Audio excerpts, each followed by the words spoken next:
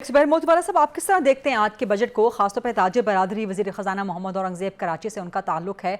सो किस तरह ताजिर बरादरी आज के बजट से खुश है? और जो कहा गया है कि बजट में ताजिरों के लिए एक फ्रेंडली स्कीम मुतारिफ करवाई गई है, what's your take on this? देखें, जब 3,500 अरब रुपए के नए टैक्सेस लगाए जाते हैं या एग्जम्पशन विड्रॉ करके इम्पैक्ट आता है, ज़ीरो रेटिंग इंट्रोड्यूस विड्रॉ करने से इम्पैक्ट आता है, व्हाट समबडी हैज़ टू डोल आउट दिस मनी। 3,500 अरब रुपये कहीं ना कहीं से तो आने हैं ना। वो इम्पैक्ट तो सिविल सोसाइटी पे आना ही आना है, और इंडस्ट्री पे आना है, और कारोबार पे आना है, क्योंकि ये पैसे यहीं से जगहों से निकल के लगेंगे ना। तो जब ये 3,500 रुपये की जब आपका बोझ पड़ेगा तो ये कोई आसानी तो नहीं होगी, लेकिन अंडर द सर्कमस्टांसिस में ये कह सकता हूँ कि IMF के प्रोग्राम में हम हैं, सर्कुलर डेट IMF नहीं करने देता, तो बहुत सारी चीज़ें जो है ना हम कंपल्शन में हैं IMF के, इस वजह से भी वो जो चीज़ें हो रही हैं। अब देखें, अगर आप सर्कुलर डेट की बात करते हैं और सारा सर्कुलर डेट की वसूली आप इंडस्ट्री से करते हैं, तो इंडस्ट्री तो उसको बर्दाश्त नहीं कर सकती। बर्दाश्त का क्या मतलब है कि वो आउट ऑफ कंपटीशन हो जाएगी। तो जब आउट ऑफ कंपटीशन हो जाएगी तो फिर तो उसके हमारे लिए हम एक्सपोर्ट बढ़ाने की बात करते हैं, वो बात तो फिर रहेगी नहीं। तो मसला ये है कि कैच 22 की पोजीशन है, गवर्नमेंट के पास कोई ऐसी पोजीशन नहीं है जिससे वो इंडस्ट्री को बहुत ज़्यादा मराद दे सके। दूसरी तरफ अगर मराद नहीं देते तो एक बात मेरी समझ में नहीं आती कि इसको इस साल में जब आप इतनी सारी चीज़ें लेके आ रहे हैं, वहाँ आपने एक्सपोर्ट को नॉर्मल रिजीम में ले जाने की आज क्या ज़रूरत थी इस साल? क्योंकि ये मेरे ख्याल में उनको हिस्ट्री उनको देखनी चाहिए थी कि ये फिक्स किया क्यों था। ये फिक्स इसलिए किया था कि गाँव जो एक्सपोर्टर है वो अपनी मार्केटिंग पे, कैपेसिटी बिल्डिंग पे, और आपका इनोवेशंस के ऊपर, डिज़ाइनिंग के ऊपर, फैशन के ऊपर वो तवज्जो दे ताकि वैल्यू एडेड गुड्स बना सके, और उसके पास ये जो काम है FBR में जाने के वो उसको ना करने पड़े। इसीलिए हुआ। तो फिर रिवर्स कैलकुलेशन इसकी हुई है। वो ये है कि जब आप 1% देते हैं टर्नओवर के ऊपर, तो आप वो 22.5% इनकम टैक्स की इसकी कैलकुलेशन आती है। ऐसा नहीं है कि कोई ये उसके ऊपर जा रहे हैं। अगर इस रिजीम से निकलने से मेरा ये ख्याल था कि उससे बेहतर ये था कि अगर कोई ऐसी इंडस्ट्रियाँ हैं जिन्होंने ये कोई डिमांड की होगी जो लोकल और एक्सपोर्ट दोनों करती हैं, तो उनके लिए प्रॉब्लम्स आ रहे होंगे, तो उन्होंने डिमांड की होगी, इसको एक्चुअल पे कर दें।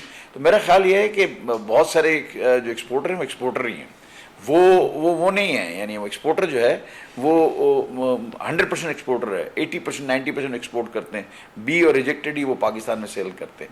उनके लिए ऑप्शन होना चाहिए कि वो फिक्स रिजीम में रह सकें। अगर ये स्कीम लानी भी है और अगर कोई इदारे ये कहते भी हैं, तो आई थिंक ये इसको ऑप्शनल होना चाहिए था। तो इसके अलावा आप देखें, अगर और बहुत सारे इकदाम उन्होंने अच्छे भी किए हैं, सारी चीज़ों को तो हम नहीं कह सकते कि वो गलत हैं। उन्होंने जो ये काम किया IT सेक्टर को जो सपोर्ट किया है 79 बिलियन का, बहुत ज़बरदस्त है। IT पार्क्स बनाने की बात की है, बहुत अच्छी है। आर्टिफिशियल इंटेलिजेंस में जो काम करने की बात की है बहुत अच्छी है। K4 प्रोजेक्ट को उन्होंने एक दफ़ा फिर पहली दफ़ा या दूसरी दफ़ा शायद बजट के अंदर इसका जिक्र किया गया, जो कि अमाउंट नहीं रखा गया, लेकिन अमाउंट इज़ ऑलरेडी अभी जो चल रहा है, it is in partnership with the Sindh government, क्योंकि ये बहुत बड़ा ज़रूरी काम था कराची के लिए जो उन्होंने किया है। इसके बाद जो है ना उन्होंने सीड की बड़ी अच्छी बात की है, एग्रीकल्चर प्रोड्यूस को अच्छा करने के लिए, कि आपकी जो है ना सीड एंड इम्पोर्टेशन के अंदर फीड और सीड की जो इम्पोर्टेशन उसको अलाउ किया जाएगा। फिर जो आपका जो वो हैं आपके, उसको जो है ना एक्वा कल्चर को प्रमोट करने की बात की है। तो आई थिंक कि ये बहुत सारी अच्छी चीज़ें भी हैं, लेकिन जो आपने फिर हाइब्रिड को फिर उसको नॉर्मल रिजीम में लेके जा रहे हैं, आई थिंक ऐसा हाइब्रिड की कोई प्रोडक्शन पाकिस्तान में नहीं है। बहुत सारे ऐसे इकदाम हैं जो हम समझते हैं कि नहीं होने चाहिए थे, वो हुए हैं।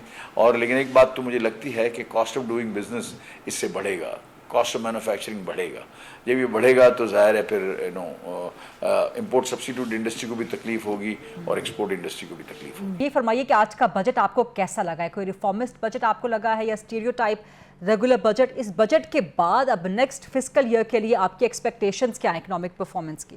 ये बहुत टफ कॉल है, ये आसान कॉल नहीं थी, और इसमें बहुत सारी चीजें ऐसी हैं जो कि हर तबके को नहीं जो है वो अच्छी लगेंगी, क्योंकि इसमें एक्सपोर्ट्स में भी ओवरनाइट जो है वो नॉर्मल टैक्स रिजीम कर दी गई है। पहले एक्सपोर्टर्स को 1% टैक्स देना पड़ता था, अब शायद 40% देना पड़े, जो कि मेरे ख्याल में ग्रेजुअली होना चाहिए था, क्योंकि हमें एक्सपोर्ट्स की जरूरत है और इंटरनेशनल मार्केट में हमें कंपेटिटिव होने की जरूरत है, और एक्सपोर्ट्स अर्निंग्स को पाकिस्तान में लाने की जरूरत है। तो इसके लिए हमें थोड़ा सा इसको हम रिविजिट कर ले, मेरे ख्याल में ये एक अच्छी चीज होगी। दूसरा, सोलर पैनल से लेकर मिनिमम स्लैब सैलरी के ऊपर टैक्स नहीं लगाया, विद इन सैलरी स्लैब थोड़ी चेंजेस हुई हैं।